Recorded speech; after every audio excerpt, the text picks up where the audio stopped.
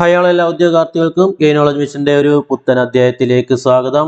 അപ്പോൾ നമ്മൾ current affairs ഓരോ ദിവസത്തെ കണ്ടുവരികയാണ്. ഇന്ന് നമ്മൾ നോക്കാൻ പോകുന്നത് ഡിസംബർ 16 മുതൽ 18 വരെയുള്ള 3 ദിവസത്തെ കറണ്ട് അഫയേഴ്സുകളാണ്. ഓക്കെ, ഇപ്പം നമ്മൾ നവംബർ 1 തീയതി മുതലുള്ള നമ്മുടെ കറണ്ട് അഫയേഴ്സുകൾ നമ്മുടെ പ്ലേലിസ്റ്റിൽ കറണ്ട് അഫയേഴ്സ് 2024 എന്ന് പറയുന്ന ആ ഒരു പ്ലേലിസ്റ്റ് ആക്കി ഇട്ടിട്ടുണ്ട്. കൃത്യമായിട്ട് എല്ലാവരും കണ്ട് ഫോളോ ചെയ്ത് വരിക.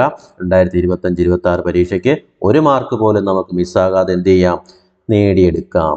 ഓക്കെ, അതിനുള്ളൊരു പ്രയത്നമാണ് നമ്മൾ നടത്തിക്കൊണ്ടിരിക്കുന്നത്. ഓക്കെ, കൃത്യമായി സിലബസിൽ ഊന്നിക്കൊണ്ടുള്ള കറണ്ട് അഫയേഴ്സുകളാണ് ഈ ഒരു ചാനലിലൂടെ നവംബർ 1 തീയതി മുതൽ നിങ്ങൾക്കായി നൽകി വരുന്നത്. അപ്പോൾ കറണ്ട് അഫയേഴ്സിലെ വിലപ്പെട്ട 10 മാർക്കിൽ ഒരു 8 മാർക്കെങ്കിലും നമുക്ക് സ്കോർ ചെയ്യാൻ സാധിക്കണം.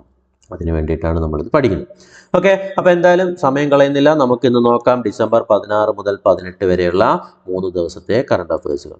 ആദ്യം തന്നെ വളരെ ഇമ്പോർട്ടൻ്റ് ആയിട്ടുള്ള ഒരു പോയിന്റ് ആണ് നമ്മൾ പഠിക്കാൻ പോകുന്നത്. ഓക്കെ, പുതിയൊരു ഭരണഘടനാ ഭേദഗതി ബില്ല് പാർലമെന്റിൽ നടന്നുകൊണ്ടേയിരിക്കുകയാണ്. അതായത് ഇന്ത്യയിലെ 129ാമത് ഭരണഘടനാ ഭേദഗതി ബില്ലാണ് 2024 ഡിസംബർ 17 ലോകസഭയിൽ അവതരിപ്പിക്കപ്പെട്ട ഒരു ബില്ല്. ആ ബില്ലെന്ന് പറയുന്നത് എന്തിനു വേണ്ടിയിട്ടുള്ളതാണെന്ന് അറിയാമോ?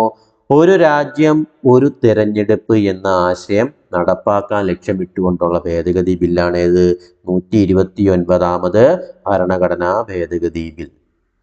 ഓക്കെ, ഇനി അങ്ങോട്ട് വരും വർഷമല്ല, ഇനിയിപ്പോൾ ഇത് പാസ്സാക്കുന്നത് മുതൽ അങ്ങോട്ട് നമ്മുടെ കറണ്ട് അഫയേഴ്സുകളിലൊക്കെ PSC പരീക്ഷകൾ അല്ലെങ്കിൽ ഭരണഘടനയുടെ ഭാഗത്തിൽ സ്ഥിരമായി എടുത്ത് ചോദിക്കാൻ പോകുന്ന ഒരു പോയിന്റാണ് നമ്മളിപ്പോൾ കാണുന്നത്.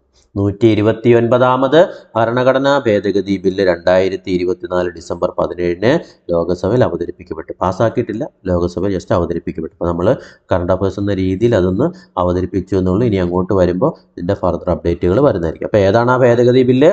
ഒരു രാജ്യം ഒരു തെരഞ്ഞെടുപ്പ് എന്ന ആശയമാണ് ആ ഭേദഗതി ബില്ലിൽ ഉൾക്കൊള്ളുന്നത്.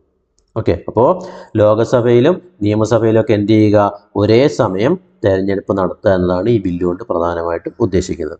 നിയമമന്ത്രി അർജുൻ രാം മേഘ്വാൾ ആണ് ഈ ബില്ല് ലോകസഭയിൽ അവതരിപ്പിച്ചത്.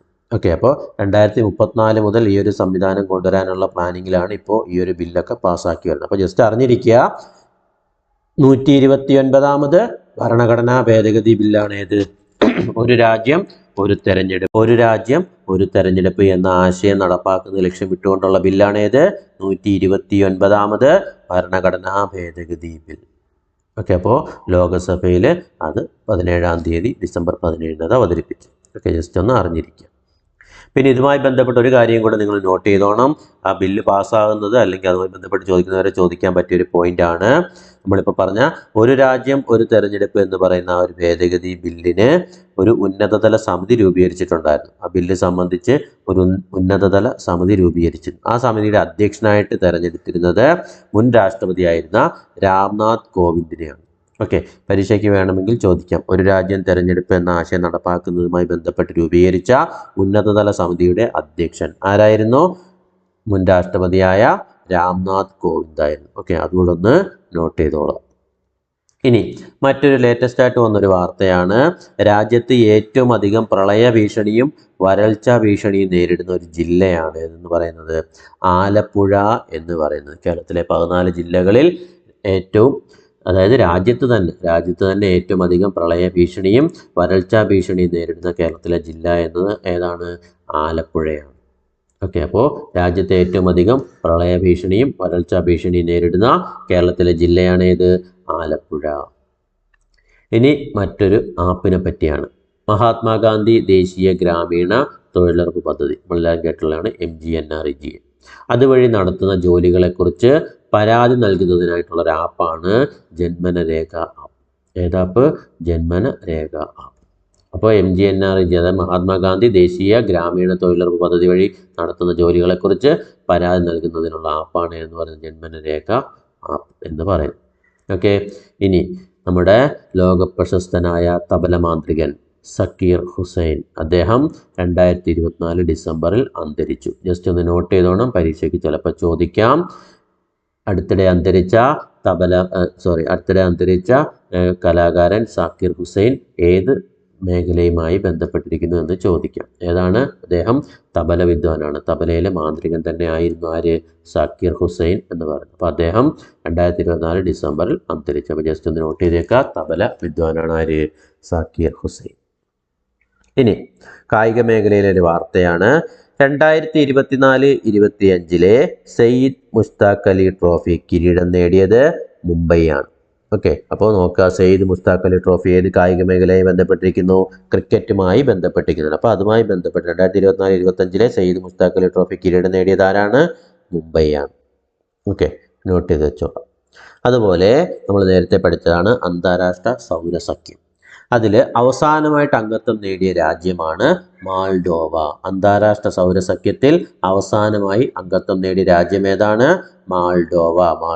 അന്താരാഷ്ട്ര സൗരസഖ്യത്തിൽ അവസാനമായി അംഗത്വം നേടുന്ന രാജ്യം ഏതാണ്? മാൾഡോവ. അതും വേണമെങ്കിൽ നമ്മുടെ കറണ്ട് അഫയേഴ്സ് ചോദിക്കാവുന്ന ഒന്നാണ്. അന്താരാഷ്ട്ര സൗരസഖ്യത്തിൽ അംഗത്വം നേടിയ അവസാനത്തെ രാജ്യം ഏതാണ്? മാൾഡോവ. അതേപോലെ പുതിയ ശ്രീലങ്കൻ പ്രസിഡന്റിന്റെ പേരാണ് അനുര കുമാര ദിസനായകെ. അദ്ദേഹം ഈ അടുത്തിടെ 3 ദിവസത്തെ സന്ദർശനത്തിനായിട്ട് ഇന്ത്യയിൽ എത്തുകയുണ്ടായി. അതുകൊണ്ട് ജസ്റ്റ് ഒന്ന് നോട്ട് ചെയ്തുകൊള്ളുക.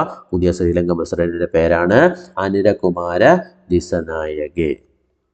അതുപോലെ ഇനി ഒരു കണക്ക് വരികയാണ്. നമ്മൾ ചില ക്ലാസ്സുകളിലൊക്കെ ഓരോ കണക്കുകൾ നോക്കി വരുന്നുണ്ട്. നമ്മുടെ സാമ്പത്തിക മേഖലയുമായിട്ടൊക്കെ ബന്ധപ്പെട്ട് ചോദിക്കാവുന്ന ചില കണക്കുകളാണ്.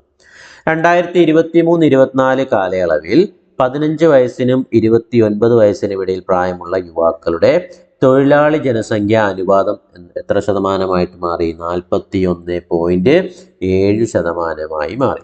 ഓക്കെ, അപ്പോൾ 2020-21 വർഷത്തെ കമ്പയർ ചെയ്തുകൊണ്ടുള്ള കണക്കാണ് 2023-24 പുറത്തു വന്നത്. അപ്പോൾ 2023-24 ഈ 15-29 ഇടയിൽ പ്രായമുള്ള യുവാക്കളുടെ തൊഴിലാളി ജനസംഖ്യ അനുപാതം എത്രയായി?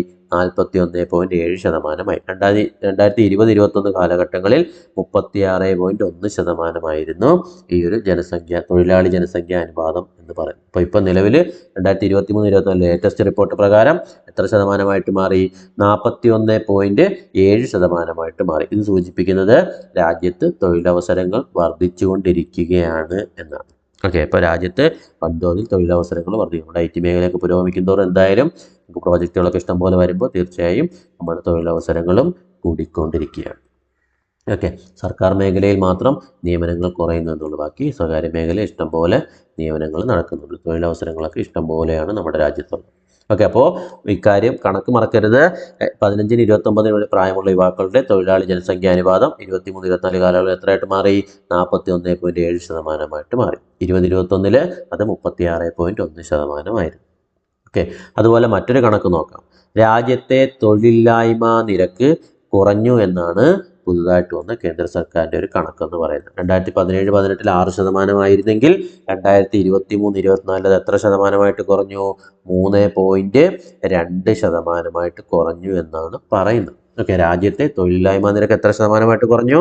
3.2% കുറഞ്ഞു. 23-24 വർഷം എത്രയായി കുറഞ്ഞു? 3.2% കുറഞ്ഞു നിൽക്കുന്നു എന്നാണ് ആ ഒരു കണക്ക് സൂചിപ്പിക്കുന്നത്. ഓക്കെ, ഇനി നമ്മുടെ സംസ്ഥാന ഗതാഗത വകുപ്പ് മന്ത്രിയാണ് ശ്രീ KB ഗണേഷ് കുമാർ. സംസ്ഥാന ഗതാഗത വകുപ്പ് മന്ത്രി ആരാണ്? ശ്രീ KB ഗണേഷ് കുമാറാണ് സംസ്ഥാന ഗതാഗത വകുപ്പ് മന്ത്രി. അതോടെ നോട്ട് ചെയ്തോളൂ. അതുപോലെ ഒരാളെയും കൂടെ പരിചയപ്പെടാം. ദേശീയ മനുഷ്യാവകാശ കമ്മീഷന്റെ അധ്യക്ഷനാണ് വിജയഭാരതി സയാനിയാണ് ദേശീയ മനുഷ്യാവകാശ കമ്മീഷന്റെ ഇപ്പോഴത്തെ അധ്യക്ഷൻ. ആക്ടിംഗ് പോസ്റ്റ് ആണ്, എന്നിരുന്നാലും അറിഞ്ഞിരിക്കുക. ദേശീയ മനുഷ്യാവകാശ കമ്മീഷന്റെ ഇപ്പോഴത്തെ അധ്യക്ഷൻ വിജയഭാരതി സയാനിയാണ്. ഓക്കെ, കാരണം ഇപ്പോൾ 10th പ്രിലിമിനറി പരീക്ഷയൊക്കെ നടക്കാൻ പോവുകയാണ് 28-ാം തീയതി മുതൽ. അപ്പോൾ അതിലൊക്കെ കറണ്ട് അഫയേഴ്സ് മിക്കവാറൊക്കെ ചോദിക്കാവുന്ന ഒരു പോയിന്റാണ്. ദേശീയ മനുഷ്യാവകാശ കമ്മീഷന്റെ അധ്യക്ഷൻ ആരാണ്? വിജയഭാരതി സയാനി.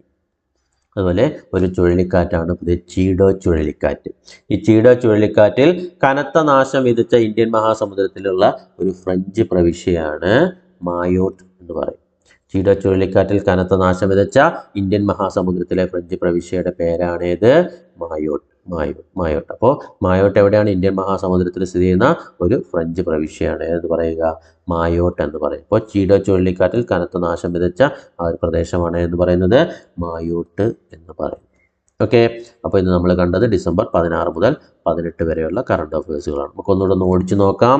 ഡിസംബർ 17-ന് 129ാമത് ഭരണഘടനാ ഭേദഗതി ബിൽ അവതരിപ്പിച്ച ഒരു രാജ്യം ഒരു തെരഞ്ഞെടുപ്പ് എന്ന ലക്ഷ്യം വെച്ചുകൊണ്ടുള്ള ഭരണഘടനാ ഭേദഗതി ബില്ല് 129ാമത് ഭേദഗതി ബില്ല് ഡിസംബർ 17-ന് നിയമമന്ത്രിയായ അർജുൻ രാം മേഘ്വാൾ അവതരിപ്പിച്ചു.